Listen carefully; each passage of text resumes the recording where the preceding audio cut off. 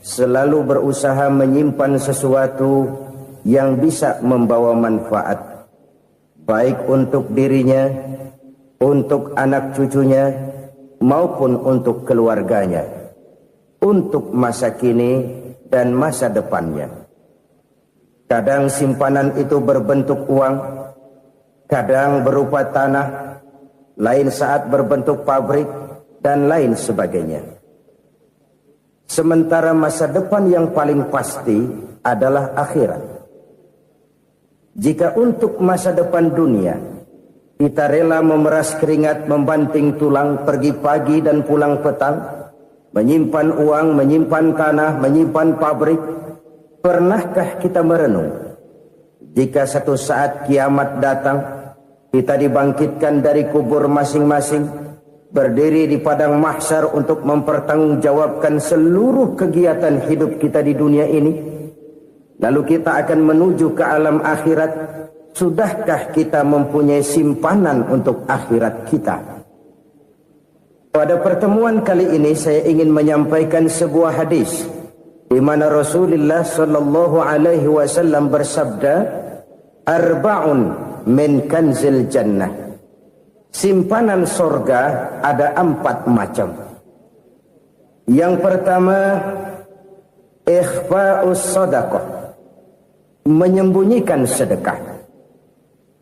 Saudara-saudara kaum muslimin, sebagaimana yang kita maklum bahwa Allah Subhanahu wa taala melebihkan sebagian rezeki dari kita terhadap yang lain. Ada yang kaya, ada yang setengah kaya, ada yang miskin, ada yang setengah miskin, dan selanjutnya. Ada yang gajinya kecil tapi penghasilannya gede. Ada yang penghasilannya gede tapi nggak punya gaji. Ada juga yang memang gajinya gede dan penghasilannya gede.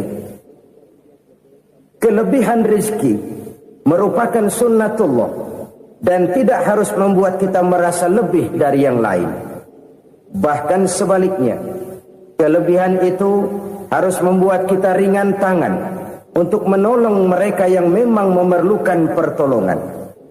Kalau saudara diberikan ilmu, maka pertanyaan akhirat cuma satu: ilmumu kau amalkan untuk apa? Kalau saudara diberikan umur yang panjang, pengadilan akhirat juga bertanya satu: umurmu kau habiskan di mana? Tapi kalau saudara diberikan harta, pengadilan akhirat akan bertanya dua: hartamu kau dapat dari mana? Kau belanjakan kemana? Dari mananya ditanya, dan kemananya juga ditanya. Oleh karena kita akan dimintakan pertanggungan jawab, maka amanah yang bernama harta ini harus kita gunakan dengan sebaik-baiknya. Ada penggunaan yang merupakan kewajiban, itu zakat namanya. Ada penggunaan yang sewaktu-waktu, itu infak namanya. Ada yang lebih sewaktu-waktu lagi, dan itu sedekah namanya. Zakat dia terikat oleh haul dan nisab, oleh putaran batas waktu dan ukuran dari harta itu sendiri. Sedangkan infak terikat oleh situasi dan kondisi perekonomian seseorang. Sedangkan sedekah tidak terikat dengan apapun. Dalam kondisi seperti apapun kita bisa melakukan sedekah dengan yang terkecil sekalipun. Sampai-sampai Rasulullah sallallahu alaihi wasallam mengajarkan, la tahqiranna minal ma'rufi syai'an walau an talqa akhaka biwajhin talik. Atau ada hadis, tabassumuka fi wajhi akhika laka shadaqah. Senyumanmu kepada temanmu adalah sedekah. Jadi untuk melakukan sedekah tidak harus dalam berbentuk uang. Dengan ilmu kita bisa sedekah, dengan tenaga kita bisa bersedekah, dengan pikiran kita bisa bersedekah, bahkan senyum kepada teman itu pun sedekah. Jadi kalau sedekah dengan uang memang belum punya uang, nyengir aja banyakin. Itu asal pada tempatnya, jangan lalu ketemu tiang listrik cengengesan. Tentu tidak pada tempatnya dan tidak wajar. Nah, sedekah yang paling dicintai Allah adalah sedekah yang disembunyikan. Artinya, jauh dari sifat riya. Kan kadang-kadang ada orang sedekah itu disebutkan namanya, apa tidak bagus? Kalau memang niatnya ikhlas, ya bagus-bagus saja. Untuk memberikan sugesti kepada yang lain. Di Fulan bin Fulan nyumbang sekian, diumumkan. Boleh kalau niatnya untuk memberikan rangsangan kepada yang lain supaya dia menyumbang lebih besar dari orang tadi. Tapi kalau itu mendatangkan riya, maka sedekah yang paling dicintai Allah adalah sedekah yang disembunyikan. Tangan kiri saja tidak tahu apa yang diberikan oleh tangan kanan. Sedekah yang dilakukan dengan ikhlas akan merupakan perbendaharaan surga. Tersembunyi dari pandangan orang lain, tidak seorang pun tahu. Karena memang sikap yang baik adalah melupakan kebaikan dan mengingat kesalahan. Itu salah satu ciri orang bahagia. Orang yang selalu mengingat kesalahannya dan berusaha melupakan segala kebaikannya.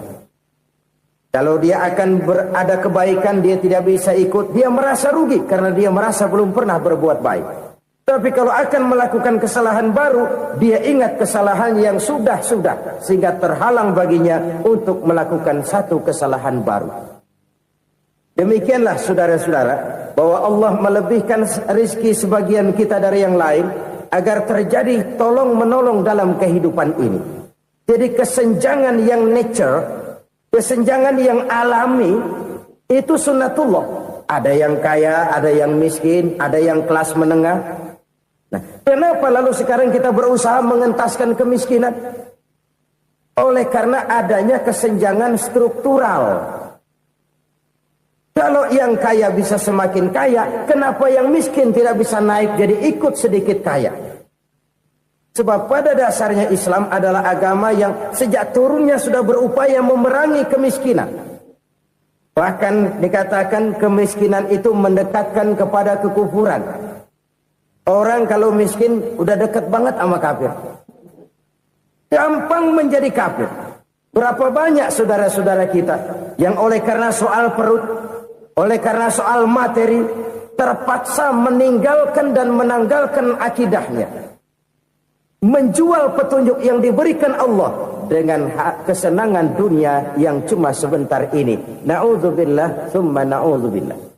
Jadi makin kita sembunyikan satu sedekah, semakin banyak perbendaharaan kita di surga. Sedekah yang paling dicintai Allah adalah sedekah yang disembunyikan. Malahan ada seorang sufi, dia punya kebiasaan kalau pergi sholat Jumat, dia bawa uang. Itu uang dia taruh di bawah tikar masjid. Dia niat sedekah kepada siapa saja yang nemuin itu duit. Maksudnya apa? Supaya yang nemuin nggak tahu siapa yang punya duit. Demikian dia saking ingin menyembunyikan sedekahnya. Karena sifat riya itu bisa memakan amal kita sendiri. Riya itu termasuk menyebut-nyebut kebaikan kita. Orang yang suka nepuk dada, sedikit-sedikit ngitungnya kalau nggak gua. Tuh kalau nggak gua tuh. Tuh yang belas itu, kalau nggak gua. Iya, kalau nggak lu kenapa emang? Orang yang suka menepuk jasad. Terus biasanya memang begitu saudara-saudara. Kalau perang lagi berkecamuk, orang nggak sempat ngaku jadi pahlawan. Tapi begitu perang selesai, yang kagak kenal bedil ngaku pahlawan. Mas. Itu sesuatu yang biasa. Oleh karenanya, orang-orang yang ikhlas dalam bersedekah, disembunyikannya sedekah itu, Allah cinta betul. Malahan ada hadis memberikan jaminan, inna sedaqatal mar'il muslimi tazidu fil umri wa tadfa'u mitatas su'i. Sesungguhnya sedekahnya seorang mukmin tazidu fil umri, bisa menambah umur panjang. Wa tadfa'u mitatas su'i, dan menyelamatkan manusia dari mati secara su'ul khatimah. Jadi siapa yang kepengen panjang umur, banyaklah sedekah. Yang bosan hidup, pelit terus. Sedekah menambah panjang umur dan menyelamatkan manusia dari mati secara su'ul khatimah. Pak, katanya umur itu nggak bisa ditambah, nggak bisa dikurangin. Kapan? Kalau ajal sudah datang. Wa idza jaa ajaluhum la yastakhiruna sa'atan wa la yastakdimun. Kalau ajal datang tidak bisa dimajukan, tidak bisa dimundurkan. Itu kalau ajal sudah datang. Tidak bisa lagi umur ditambah dikurangi, sudah datang. Tapi kalau belum datang, itu kan haknya Allah. Mau ditambah, mau dikurangi, hak prerogatif Allah. Sebagai pencipta manusia, Allah maha kuasa dan maha mampu. Sedekah ini menambah panjang umur dan menyelamatkan manusia dari mati secara su'ul khatimah. Orang mati kan sama ya, kondisinya mati, nggak nafas. Tapi hakikat mati kan lain-lain. Ada yang mati itu husnul khatimah, baik akhirnya. Misalnya lagi ngaji mati, lagi sholat mati, lagi sedekah mati. Ini yang dinamakan dengan husnul khatimah, baik di akhirnya. Sebaliknya ada yang su'ul khatimah, jelek di akhirnya. Ini yang jadi catatan akhir. Lagi nyekek botol, mampus. Lagi banting kartu, modar. Su'ul khatimah, jelek pada akhirnya. Sedekah menyelamatkan manusia dari mati secara su'ul khatimah. Dan kita semua kepengen mendapat husnul khatimah, jauh dari su'ul khatimah. Oleh sebab itu yang bisa menyelamatkan kita dari penyakit itu antara lain adalah sedekah yang disembunyikan, yang dikerjakan dengan ikhlas karena Allah, tidak karena kepengen dipuji orang, tidak karena ingin dikatakan orang pemurah. Sebab orang dermawan itu orang yang memberi tanpa harus diminta. Kalau masih harus diminta, ya belum dermawan namanya, masih harus diminta. Kalau nggak diminta ya tulus, lolos, polos. Saudara-saudara kaum muslimin rahimakumullah. Harta adalah amanat dan akan kita pertanggungjawabkan. Allah melebihkan rizki sebagian kita dari yang lain agar kita saling tolong menolong, bantu membantu. Nabi janjikan siapa yang meringankan beban saudaranya muslim di dunia, Allah akan meringankan bebannya di akhirat nanti. Sebuah jaminan dari baginda Nabi. Si orang yang kita bantu barangkali tidak bisa membalas, Allah yang akan membalas lewat jalan lain yang tidak pernah kita sangka-sangka. Ada orang tanya, Pak, ini ada orang nyumbang masjid sambil marah-marah, gimana? Saya bilang sumbangannya aja ambil, marahnya jangan. Marahnya jangan diambil, itu urusan dia. Saudara-saudara kaum muslimin rahimakumullah. Umat Islam ini kan umat yang punya potensi besar. Kadang kita merenung, kenapa kadang-kadang pembangunan masjid kok lambat sekali? Kalau hotel hari ini peletakan pertama, bulan depan peresmian. Supermarket hari ini peletakan batu pertama, minggu depan peresmian. Tapi kalau sudah yang namanya masjid, kadang-kadang peletakan batu pertama sekaligus jadi batu terakhir. 3 tahun, 4 tahun, campur nebar jalak di jalanan, duit dijaring kayak ikan sepat. Apa tidak ada orang Islam yang kaya? Banyak. Apa tidak ada pengusaha muslim yang jadi konglomerat? Ada. Lalu yang belum banyak itu yang komit terhadap nilai-nilai agamanya. Akhirnya kita jatuh jadi umat yang lemah. Belum ada pengusaha konglomerat muslim buka pabrik supermi cap bedug misalnya umpamanya atau pabrik kecap cap sorban supaya identitas keislamannya sedikit kelihatan. Kita jatuh jadi umat yang lemah karena potensi tidak terinventarisir dengan baik. Kita ini ibarat kompor yang cuma matengin nasi orang lain.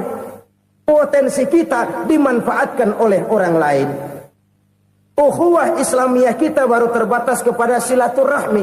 Ukhuwah di bidang ekonomi kita lemah. Ukhuwah di bidang kebudayaan kita lemah. Apalagi ukhuwah di bidang politik kita lebih rapuh lagi. Padahal ukhuwah itu adalah totalitas kehidupan manusia. Menyangkut ipolek sosbud. Memerlukan nilai-nilai ukhuwah. Jadi oleh karena itu mari kita menyadari.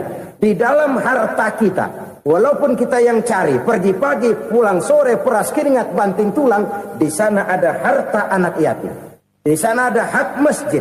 Di sana ada hak pesantren, di sana ada hak jihad. Berbahagialah seseorang apabila dia oleh Allah dijadikan keran. Keran itu menyimpan air, tapi tidak untuk dirinya, tapi disalurkannya kepada mereka yang memang memerlukannya. Saudara-saudara kaum muslimin rahimakumullah, ini yang pertama. Jadi perbendaharaan surga adalah menyembunyikan sedekah.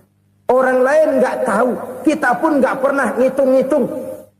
Kita anggap lewat begitu saja, padahal itu deposit akhirat.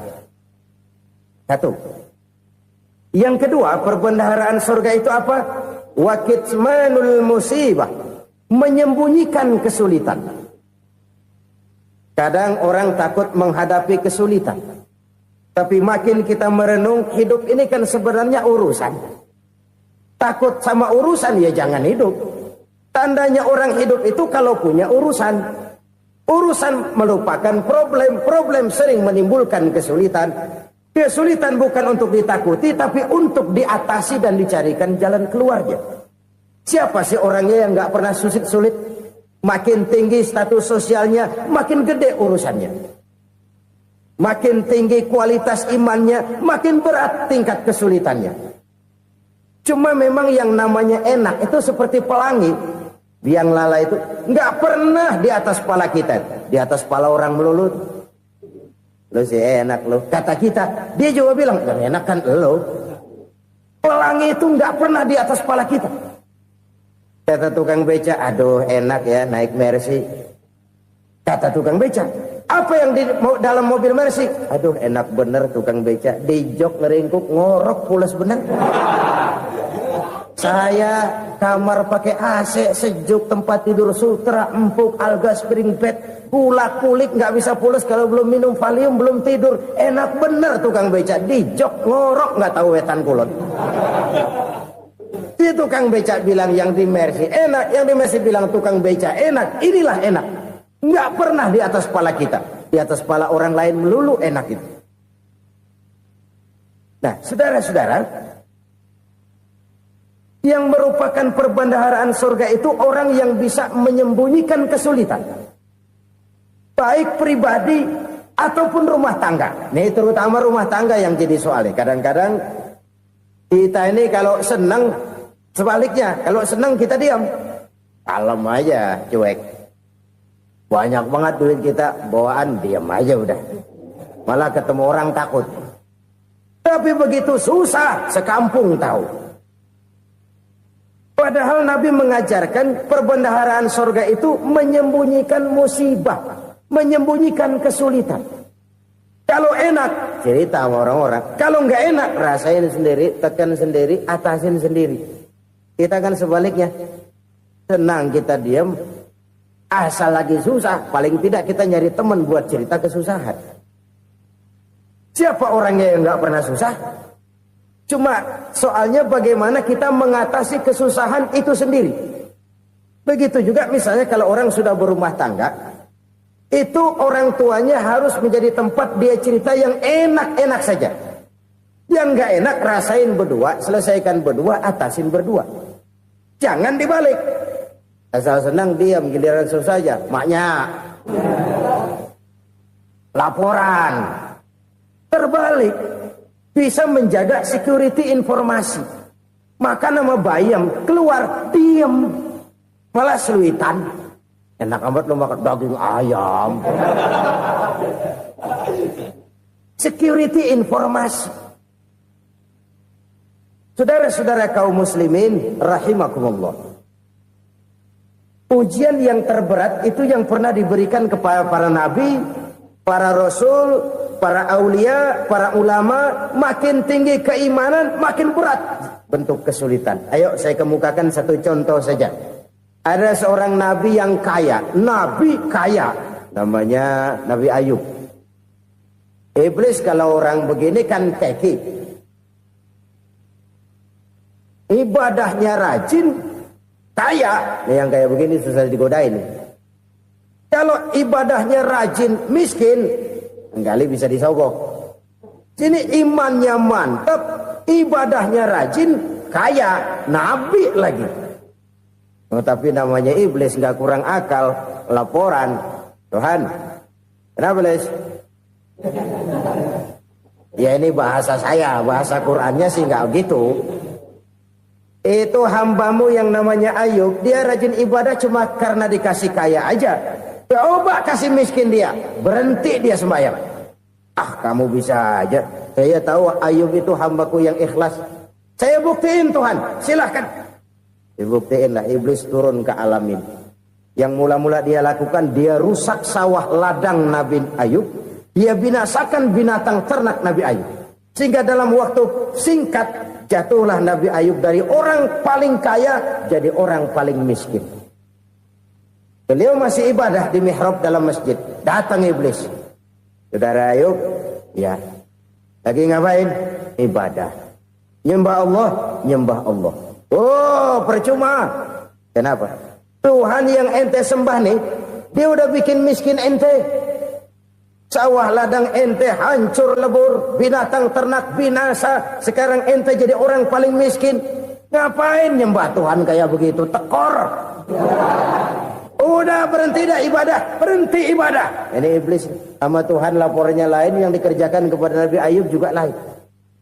Benar begitu iblis kata Nabi Ayub? Iya. Sawah ladang saya habis, buras. Binatang ternak saya binasa, binasa. Saya miskin, bangpak. Apa jawab Nabi Ayub? Bukan innalillahi, ini hebat. Alhamdulillahillazi a'tani wa akhza minni. Segala puji bagi Allah yang telah memberikan harta kepada saya dan sekarang mengambilnya lagi. Alhamdulillah. Allah yang ngasih, Allah yang ambil. Itu mah urusan Allah. Iblis cuman ibadah jalan terus, sujud lagi Nabi Ayub. Iblis seleher gondok banget. Dasar Nabi nggak mempan dia apa-apain. Miskin malah alhamdulillah. Allah yang ngasih, Allah yang ambil. Jadi kalau kita tidak komit, kita tidak terikat kepada kaya, miskin, senang, susah, apa yang bisa bikin kita susah? Jadikan kekayaan, kemiskinan, jadikan senang, susah sebagai anak buah yang bisa kita atur. Jangan kekayaan ngatur kita, jangan kemiskinan ngatur kita. Kita yang harus mengatur mereka. Senang, susah, kaya, miskin, bahagia, sengsara, jadikan itu anak buah yang bisa kita atur. Kalau sekarang kita kaya, lain saat boleh jadi kita miskin, semiskin-miskinnya. Allah yang ngasih, Allah yang ambil. Tenaga mana yang bisa menghalangi? Ibadah jalan terus. Iblis makin gondok. Dasar Nabi loh. Akhirnya apa? Nabi Ayub dikerjain, diberikan penyakit. Demikian fatal penyakitnya. Bayangin, udah miskin sakit. Masya Allah. Miskin sakit. Sakitnya nggak lama, kira-kira 16 tahun. Istrinya 3, 2 mental minta ceraiin. Ngerawatin laki bengek begini. Senang belum tentu, susah udah pasti nih. Cerai aja, cerai dah. Cerai. Tinggal satu Siti Rahmah yang setia menemani beliau. Sesetia-setianya hati perempuan. Satu saat Siti Rahmah bilang, "Bang, iya, abang kan Nabi bang. Lalu, namanya Nabi kan doanya jarang meleset bang. Maksud kamu minta kenapa sih sama Tuhan biar abang sembuh baik dah bang?" Siti Rahmah, iya. Saya sakit berapa tahun sih dah? 16 tahun bang. Sebelum ini saya sehat berapa tahun? Ya kira-kira 60 tahun bang. Nah coba ente banding-bandingin Rahmah. Saya dikasih sehat 60 tahun.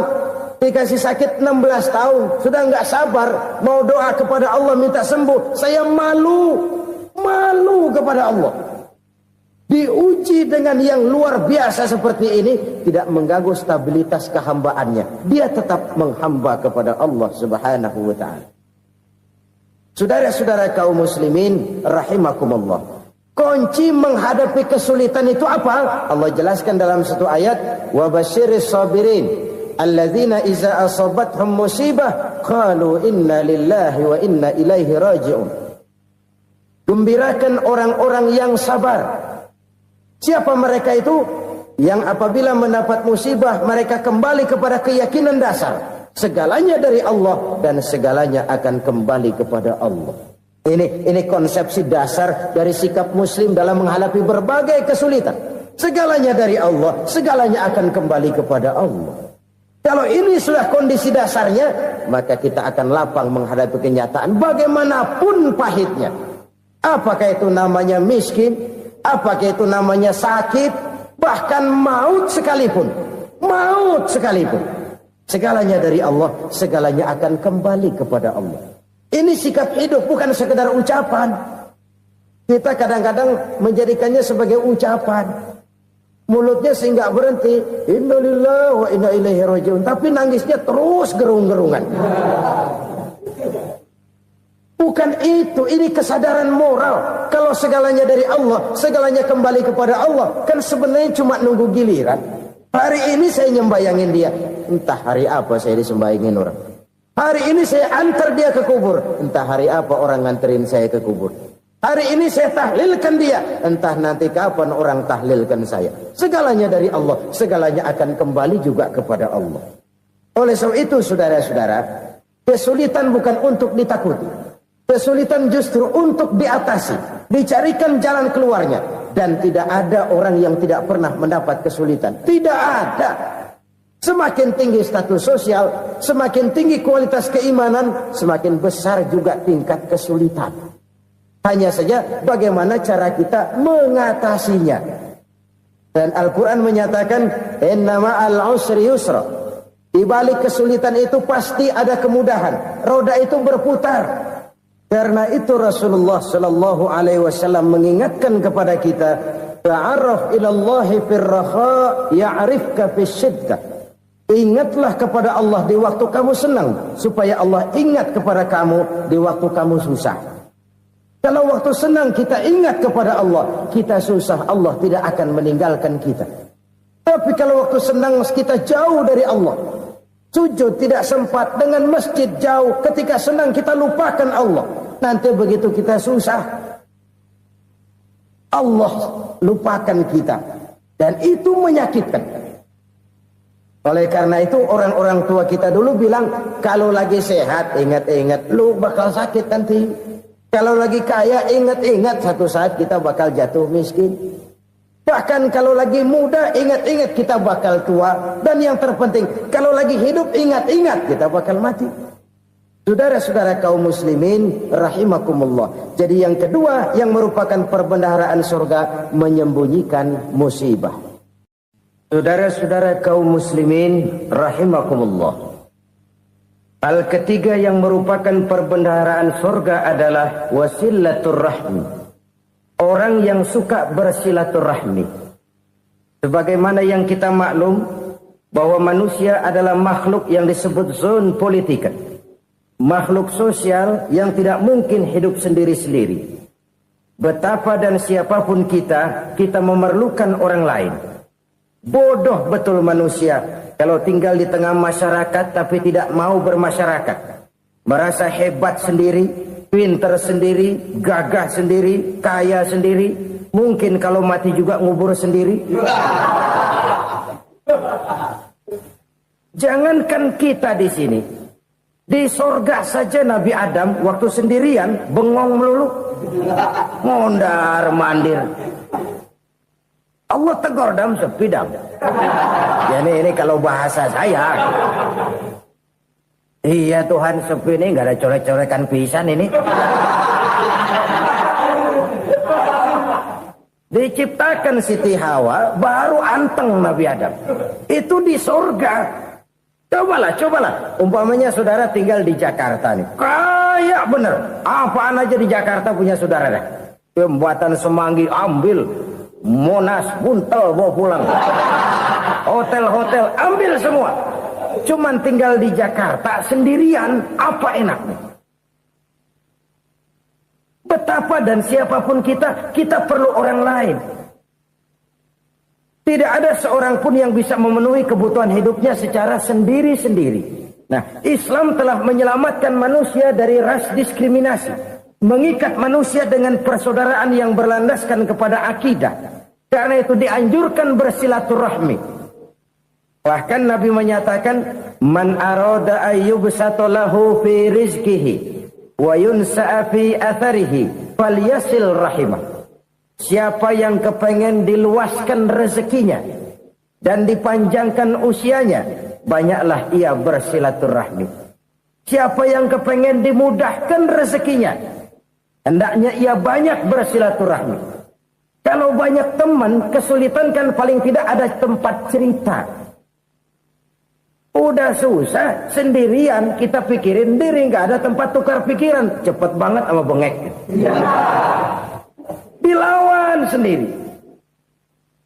Nah, secara makro kita bisa berkata, tidak mungkin ada kemenangan kalau tidak ada kekuatan. Tidak ada kekuatan kalau tidak ada kesatuan dan persatuan. Tidak mungkin ada kesatuan dan persatuan tanpa semangat silaturahmi. Kalau umat Islam mau menang, dia harus kuat. Kalau umat Islam mau kuat, dia harus bersatu. Kalau umat Islam mau bersatu, dia harus membudayakan silaturahmi ini.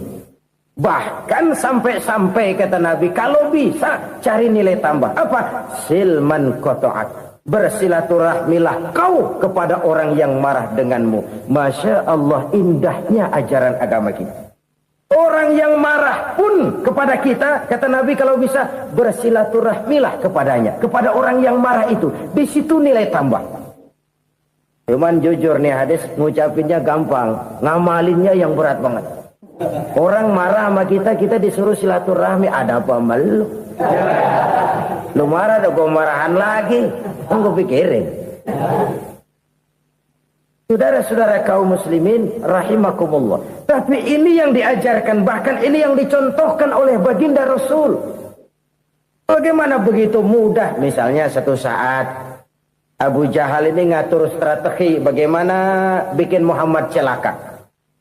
Dia gali lubang di depan tempat tidurnya. Dia tutupin daun korma. Terus dia panggil seseorang, ke sini. Kasih tahu Muhammad, pamannya sakit keras, minta ditengokin. Berangkat orang ini ke sana. Muhammad, labbaik. Pamanmu sakit keras, dia minta ditengokin. Baik, saya akan datang menjenguk beliau. Berangkatlah Nabi ke rumah Abu Jahal tanpa prasangka apapun. Abu Jahal udah pasang stil, selimut 3 rangkap setengah dia pakai. Persis kayak orang meriang.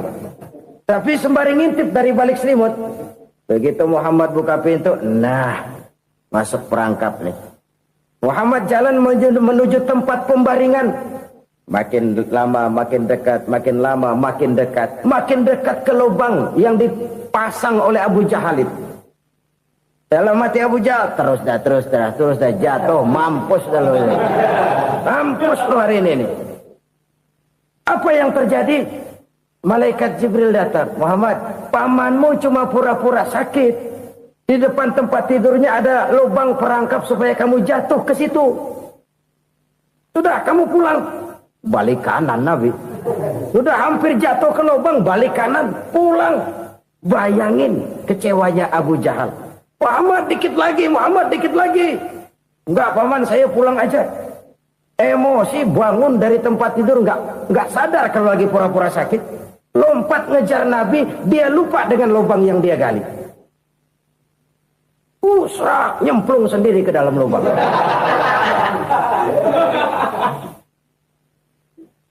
Nabi terus berlalu. Ini terjadi keanehan. Jatuh ke lubang yang dia gali itu sebenarnya nggak terlalu dalam ya. Antara 3-4 meteran lah. Tolong saya jatuh ke lubang ini. Datanglah pelayan-pelayannya itu. Angkat saya dari sini. Oh, yang ngulurin tambang. Satu gulung, belum juga nyampe itu tambang. Kurang, beli lagi ke warung. Sambung, ulur lagi, nggak juga bisa sampai. Wah, ini kerjaan Muhammad ini. Tolong, siapa salah seorang kamu ke rumah Muhammad? Kasih tahu, encangnya kecebur. Minta ditolongin. Sampaikan kepada Rasul. Kenapa? Pamanmu jatuh ke lubang, Muhammad minta tolong diangkatin. Tambang udah nyambung-nyambung gak nyampe juga. Ya, nanti saya datang, saya tolong. Coba. Nyata-nyata orang berniat jahat mau mencelakakan dia. Datang dia menolong. Ini yang disebut air tuba dibalas air susu ya ini. Bukan sebaliknya. Air tuba dibalas air susu. Paman, kecebur ya? Iya Muhammad, tolong ini. Pegang tangan saya. Nabi ulurkan tangannya. Nyampe. Dipegang oleh Abu Jahal. Diangkat ke atas. Sampai atas. Apa kata Abu Jahal? Sihirmu memang hebat Muhammad. Udah ditolongin dikata sihir. Yang enak kita kemplang kan itu orang begitu. Urusan apa? Tapi inilah akhlak. Kalau bisa kamu bersilaturahmilah dengan orang yang marah kepadamu sekalipun. Orang marah kita tetap baik. So, kalau kita berbuat baik sama orang yang memang baik, rasanya sih biasa-biasa aja. Orang baik kita baik lagi, ya draw aja, belum ada nilai tambah di situ. Baru ada nilai tambah kalau kita bisa berbuat baik kepada orang yang nyakitin kita. Itu namanya kita setingkat di atas dia. Dia sakitin kita, kita berbuat baik sama dia. Dia pelit sama kita baik sama dia. Dia marahin kita deketin dia. Di situ kita punya nilai tambah. Jadi siapa yang ingin diluaskan rezekinya kata Nabi dan dipanjangkan umurnya, hendaklah ia banyak-banyak bersilaturahmi. Sederhana sebenarnya silaturahmi, tapi silaturahmi membangkitkan semangat kesatuan dan persatuan. Kesatuan dan persatuan melahirkan kekuatan.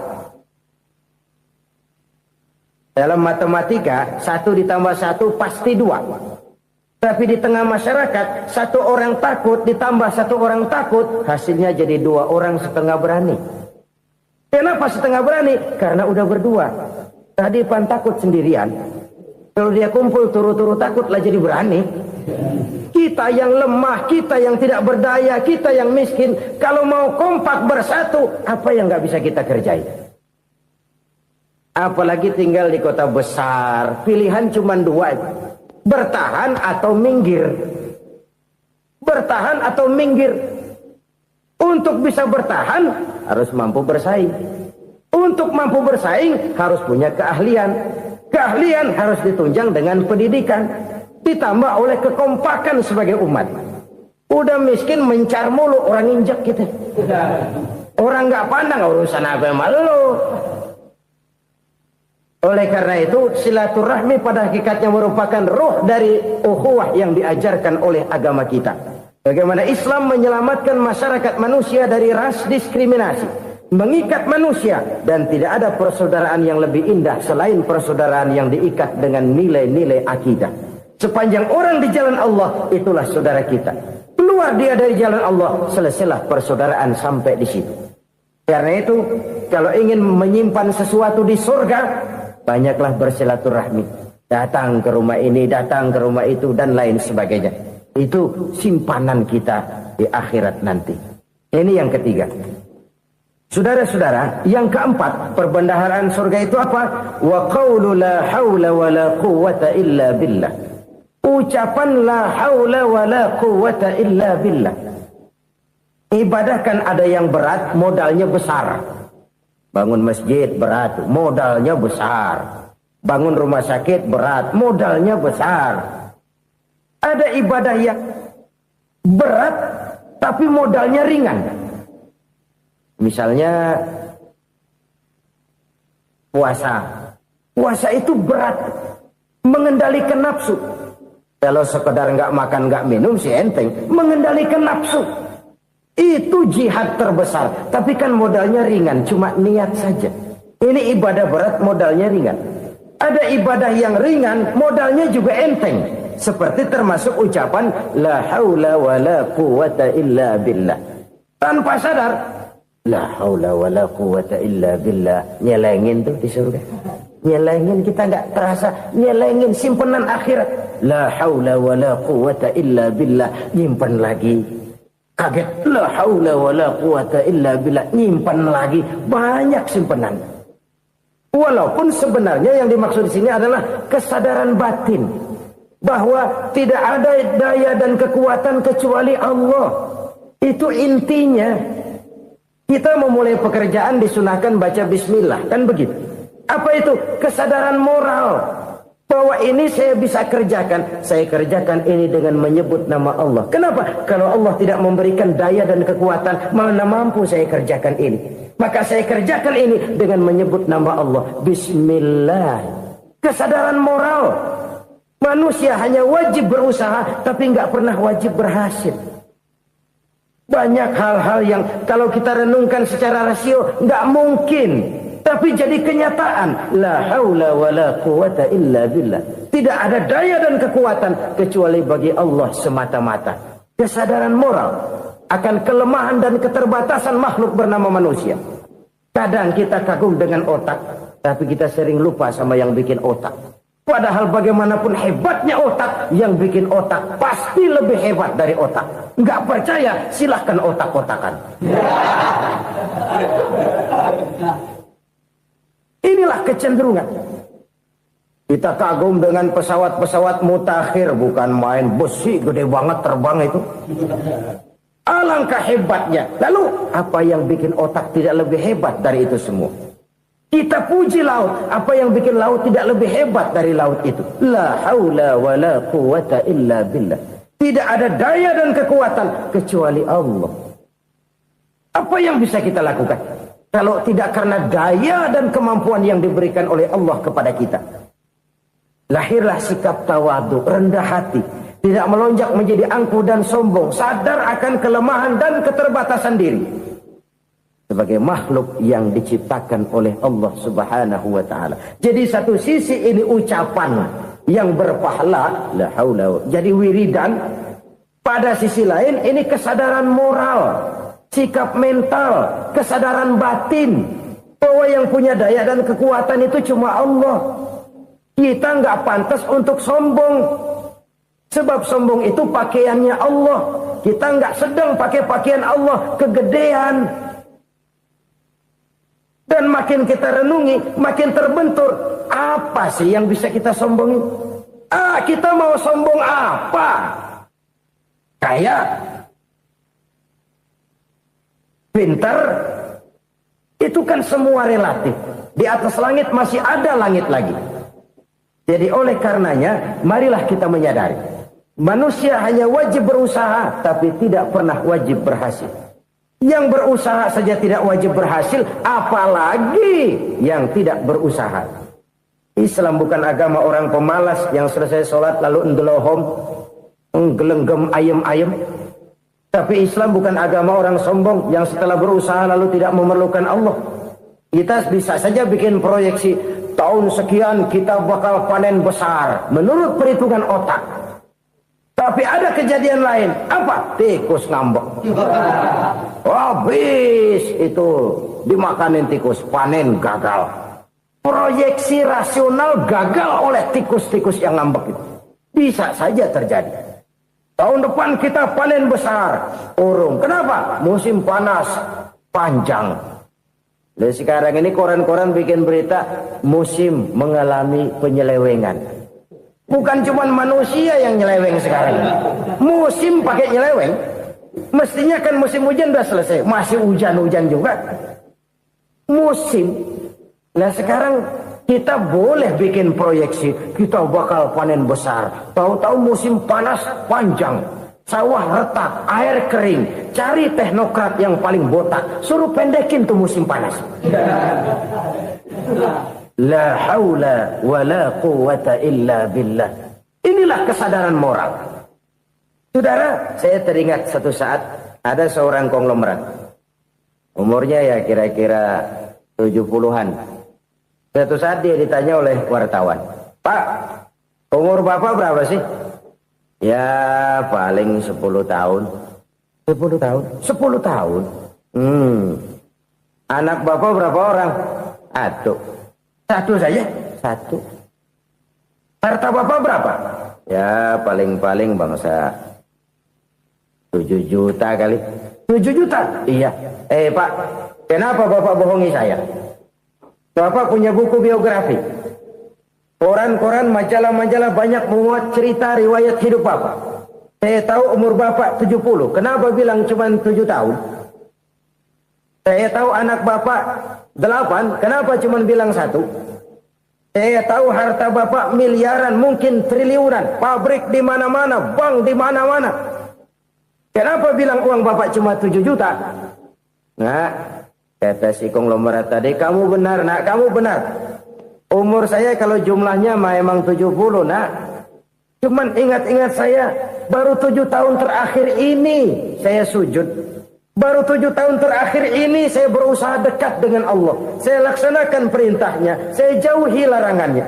7 tahun inilah rasanya yang ada nilainya di hadapan Allah. Yang 63 tahun matong, kelabu, kelem umur gue. Habis untuk maksiat, untuk munkarat. Maka ketika ditanya tadi, umur saya 7 tahun itu. Oh begitu Pak. Oh iya. Lalu anak Pak.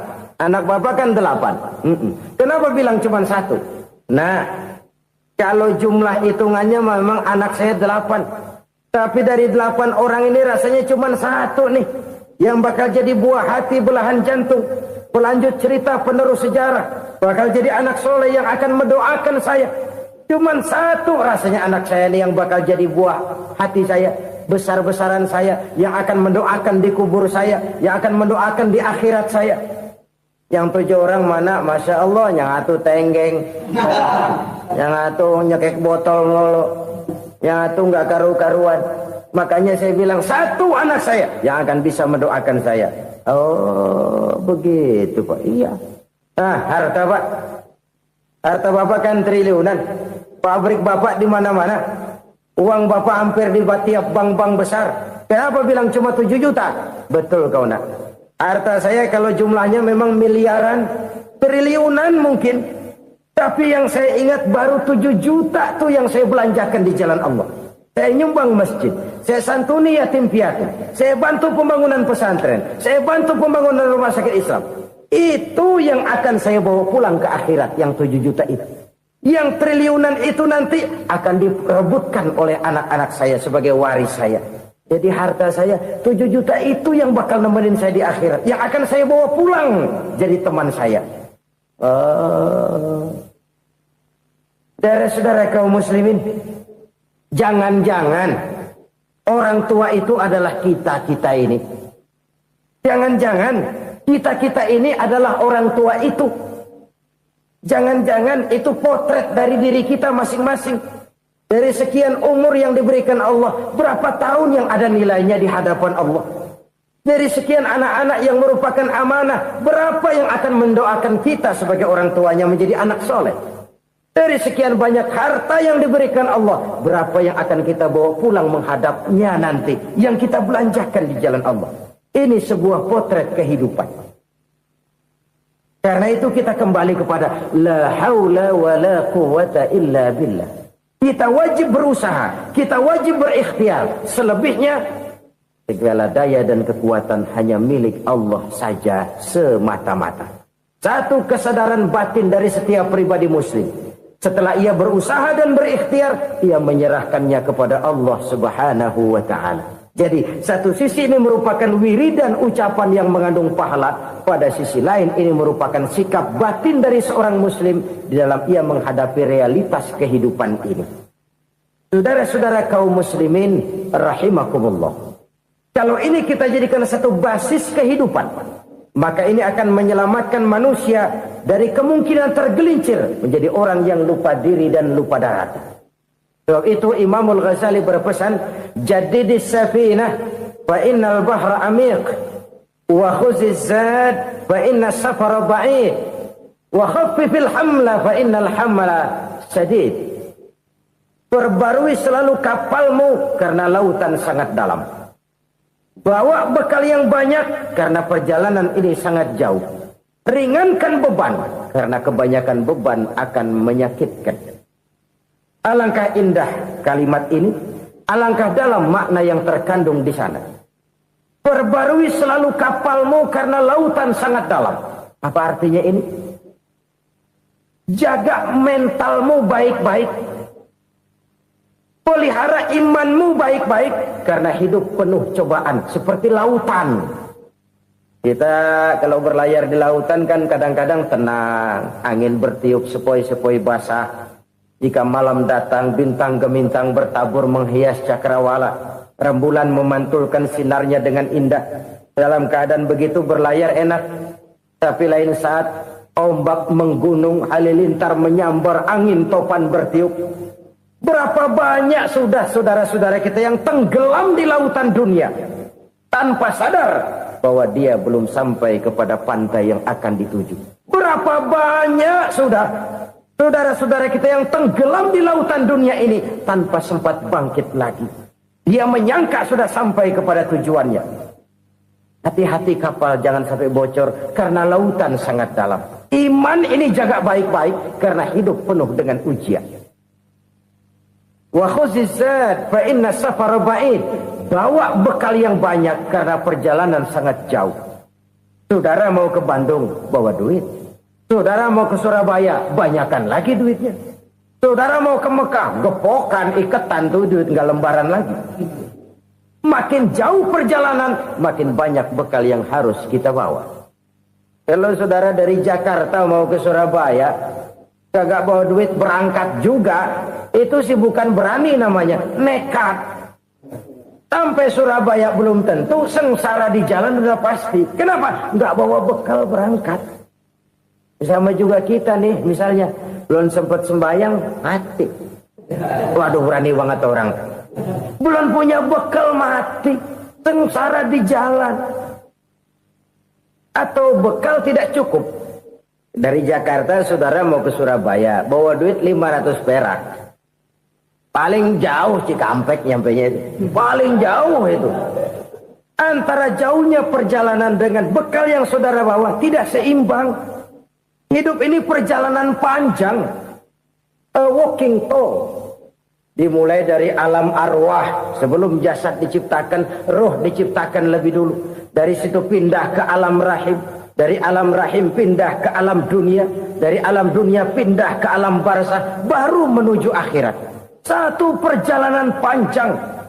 Kalau bekal tidak bawa, sengsara di jalan.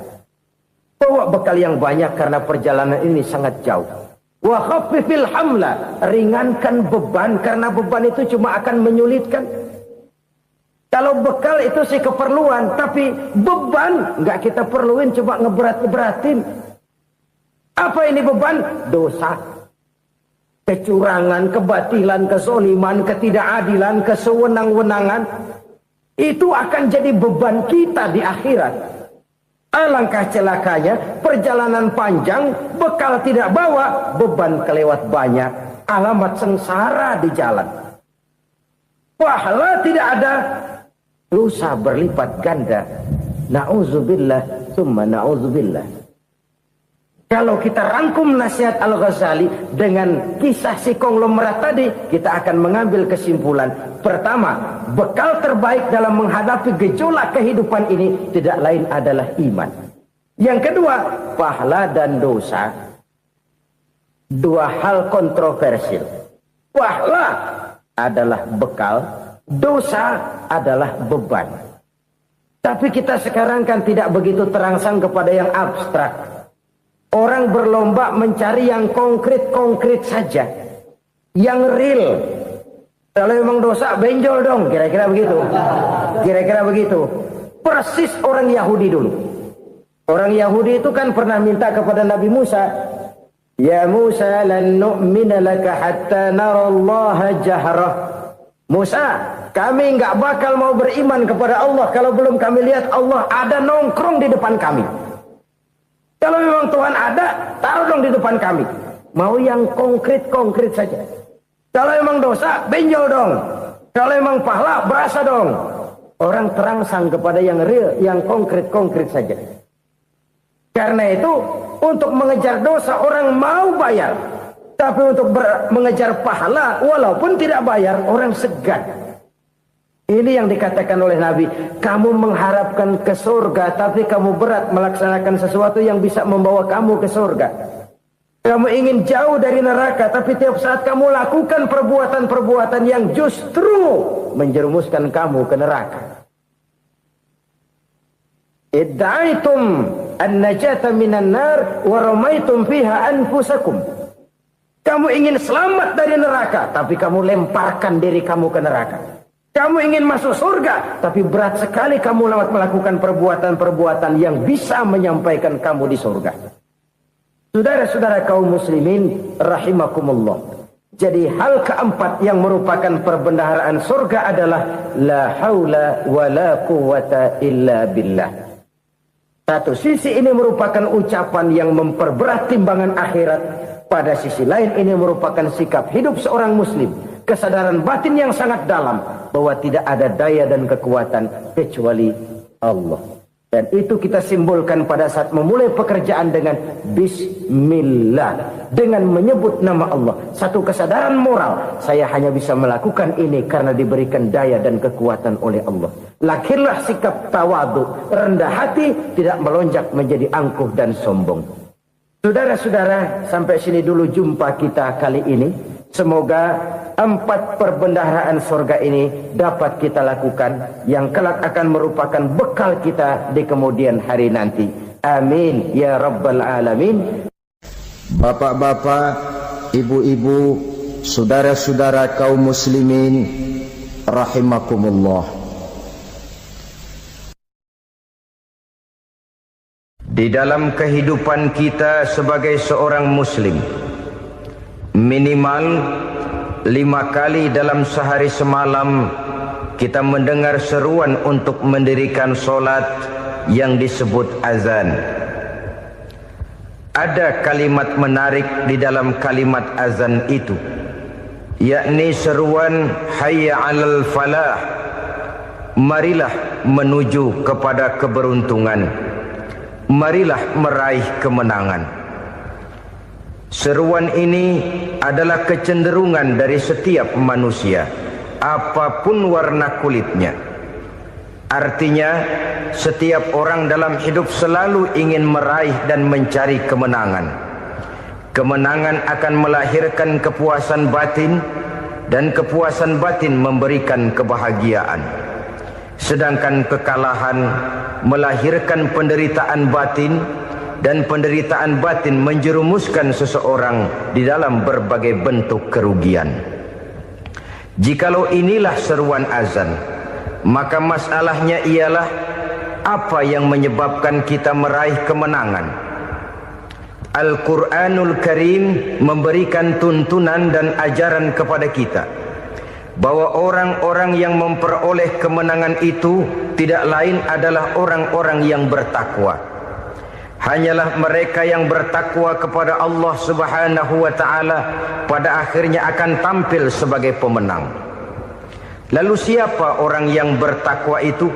Dijelaskan dalam awal-awal Al-Baqarah, orang yang bertakwa yang akan meraih kemenangan.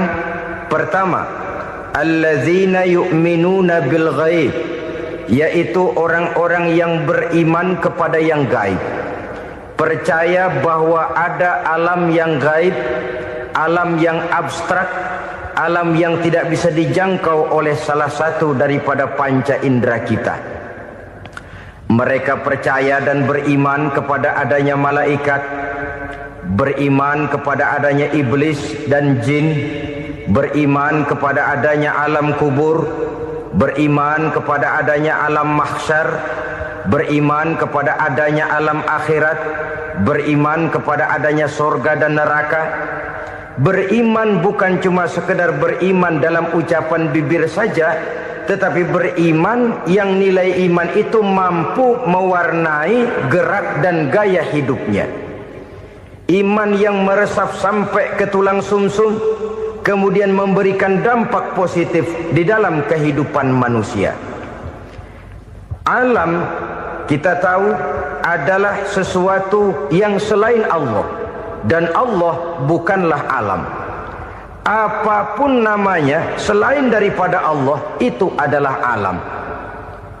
Alam pada hakikatnya terbagi menjadi 2. Ada alam syahadah, alam nyata, alam konkret, alam yang bisa dijangkau oleh salah satu indera kita.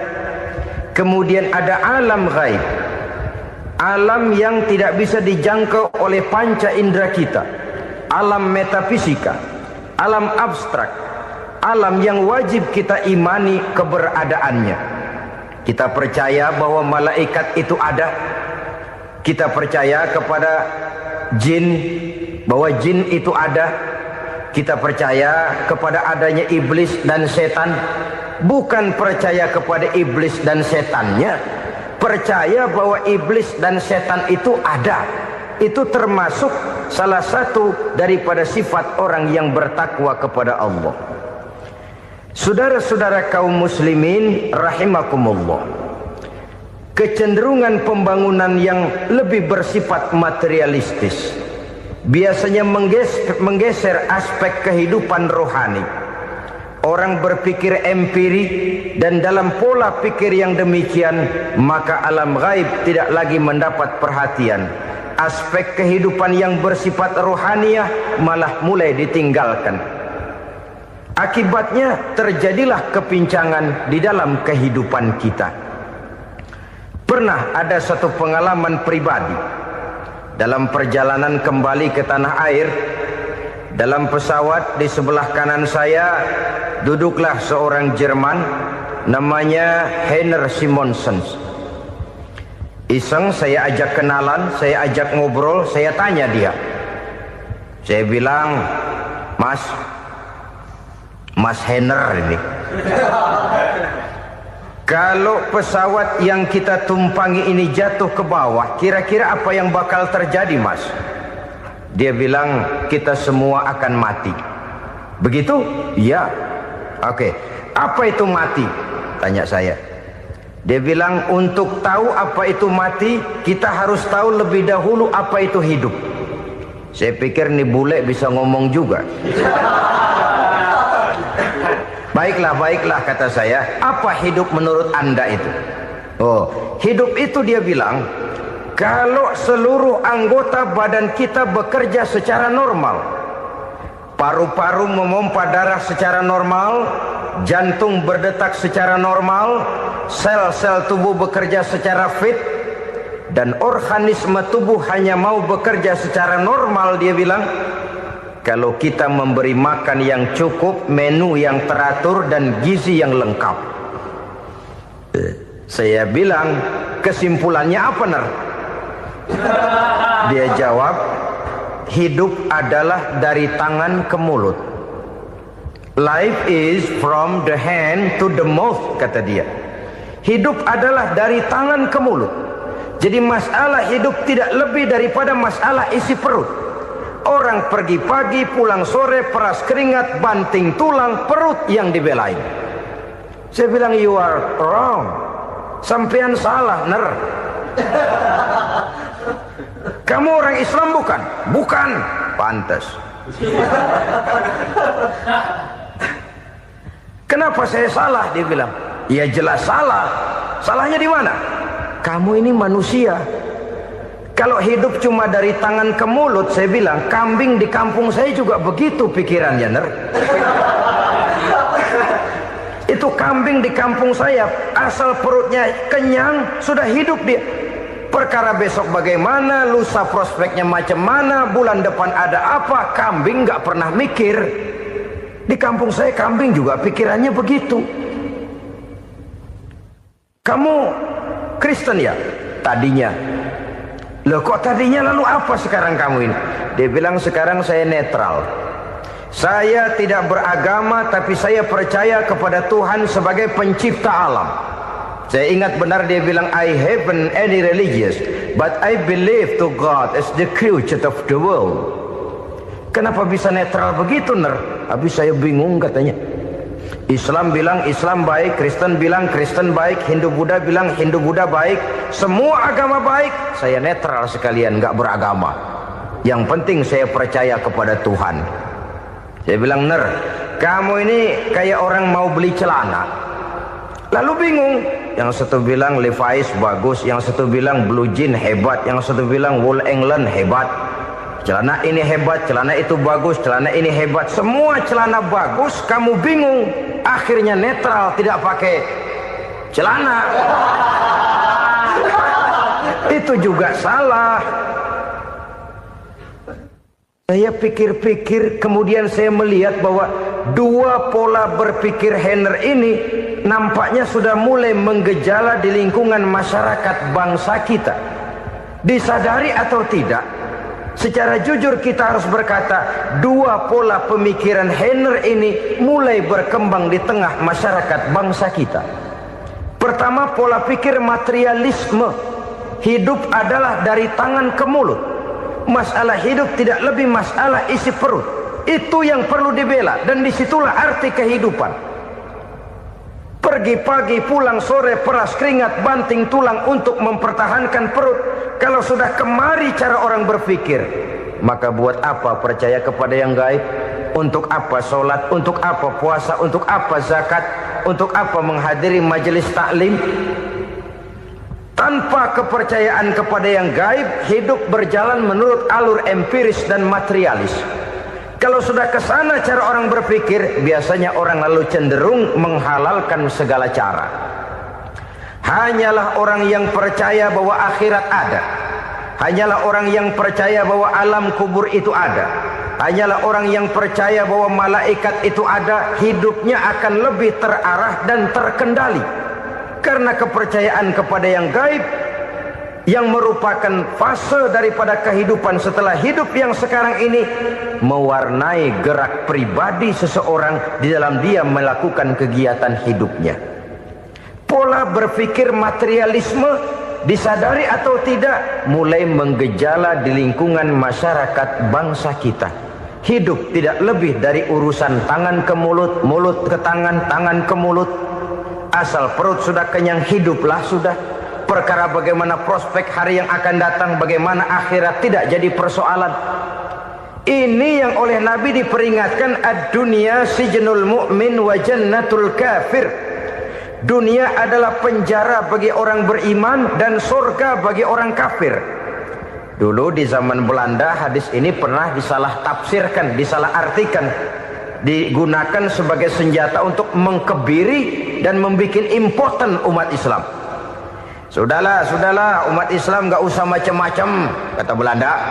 Dunia ini kan penjara buat orang Islam, surga buat orang kafir. Di penjara jangan bertingkah.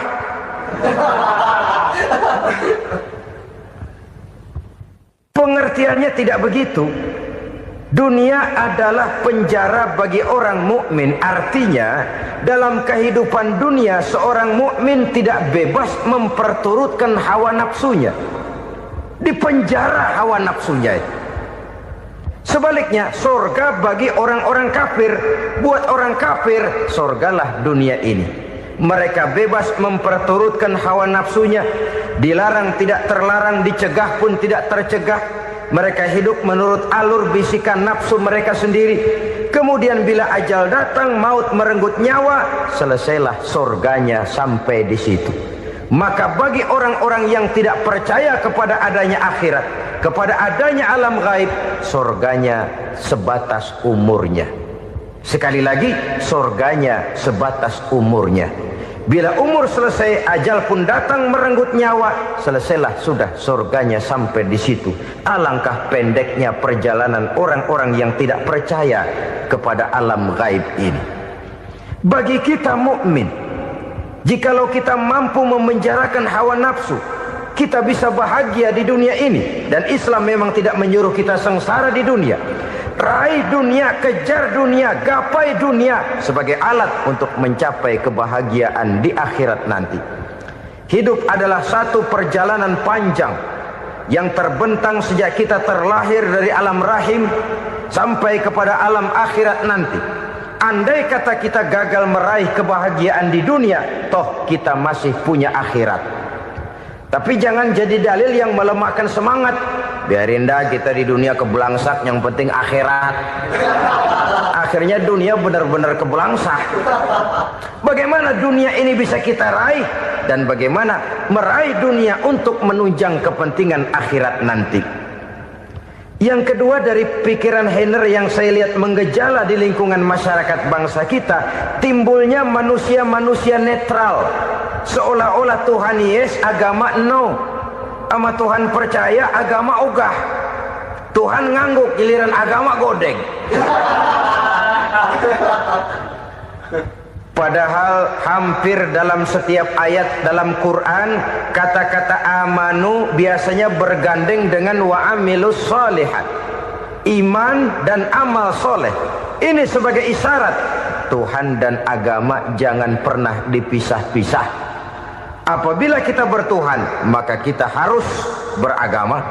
Apabila kita beragama, maka agama itu harus bersumberkan dari Tuhan yang kita imani itu. Tidak mungkin kita pisah, Tuhan yes, agama no. Sama Tuhan percaya tapi agama bikin sendiri. Sembayangnya cukup bengong 2 jam madep ngulon.